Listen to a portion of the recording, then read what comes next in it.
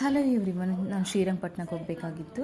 ಹಾಗಾಗಿ ಬೆಳಗ್ಗೆ ಎದ್ದು ತಿಂಡಿ ಎಲ್ಲ ರೆಡಿ ಮಾಡಿಕೊಂಡು ಬಾಕ್ಸಿಗೆ ಹಾಕೊಂಡು ಹೊರಟ್ವಿ. ಶ್ರೀರಂಗಪಟ್ಟಣ ಹತ್ರ ಹೋಗ್ತಿದ್ದಂಗೆ ನಮಗೆ ಅಲ್ಲಿ ಒಂದು ಹೋಟೆಲ್ ಖಾಲಿ ಇತ್ತು. ಅಲ್ಲಿ ಮಕ್ಕಳಿಗೆಲ್ಲ ತಿಂಡಿ ತಿಂದ್ಕೊಳ್ಳಿ ಅಂತೇಳಿ ತಿಂಡಿ ಹಾಕ್ಕೊಟ್ಟೆ. ಮಕ್ಕಳು ಕೂಡ ತಿಂಡಿ ಎಲ್ಲ ಮುಗಿಸ್ಕೊಂಡ್ರು.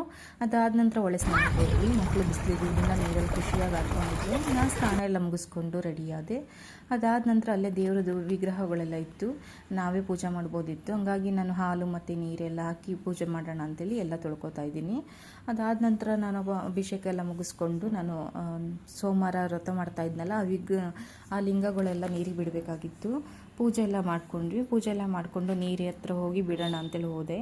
ಬಿಡೋವಂಥ ಜಾಗದಲ್ಲಿ ಸ್ವಲ್ಪ ನೀರು ಫೋರ್ಸ್ ಜಾಸ್ತಿ ಇತ್ತು. ನಾನು ಬಿಡೋಕೆ ಹೋದ್ರೆ ನನ್ನ ಮಗ ಕೂಡ ನಾನು ಬರ್ತೀನಿ, ನಾನು ಬಿಡ್ತೀನಿ ಅಂತಿದ್ದ. ಮಗುಗೆ ಬೇಡಪ್ಪ ನಾನೇ ಬಿಡ್ತೀನಿ ಅಂತ ಎಲ್ಲ ಶಿವಲಿಂಗಗಳೆಲ್ಲ ನೀರಿಗೆ ಬಿಟ್ಟೆ. ನೀರಿಗೆ ಬಿಟ್ಟಾದಮೇಲೆ ನಾನು ನೆಕ್ಸ್ಟು ಚಾಮುಂಡಿ ಬೆಟ್ಟಕ್ಕೆ ಹೋಗೋಣ ಅಂತ ಪ್ಲ್ಯಾನ್ ಮಾಡ್ಕೊಂಡ್ವಿ. ಮಕ್ಕಳಿಗೆಲ್ಲ ರಜೆ ಮುಗಿಯುತ್ತೆ, ಆಮೇಲೆ ಮತ್ತೆ ಹೋಗೋಕ್ಕಾಗಲ್ಲ ಅಂತೇಳಿ ಹೊರಟೆ. ರೀಚ್ ಆಗೋಷ್ಟರೊಳಗೆ ನಾವು 3 ಗಂಟೆ ಆಗಿತ್ತು. ರೆಸ್ಟ್ ಕೂಡ ಕಡಿಮೆ ಇತ್ತು. ಹಾಗೆ ದೇವ್ರಿಗೆ ಮಡ್ಲಕ್ಕಿ ಕೊಡೋಣ ಅಂತ ಅಲ್ಲೇ ಸಾರಿ ಮತ್ತು ಮಡ್ಲಕ್ಕಿ ಎಲ್ಲ ಪರ್ಚೇಸ್ ಮಾಡಿ ದೇವಸ್ಥಾನಕ್ಕೆ ನಾವು ಕೊಟ್ಬಿಟ್ಟು ಆಮೇಲೆ ಸೀರೆ ಚೀಟಿ ಹಾಕ್ಸೋಣ ಅಂತ ಹೋದ್ವಿ. ದರ್ಶನ ಎಲ್ಲ ಮುಗಿಸ್ಕೊಂಡು ಆಚೆ ಬಂದ್ವಿ.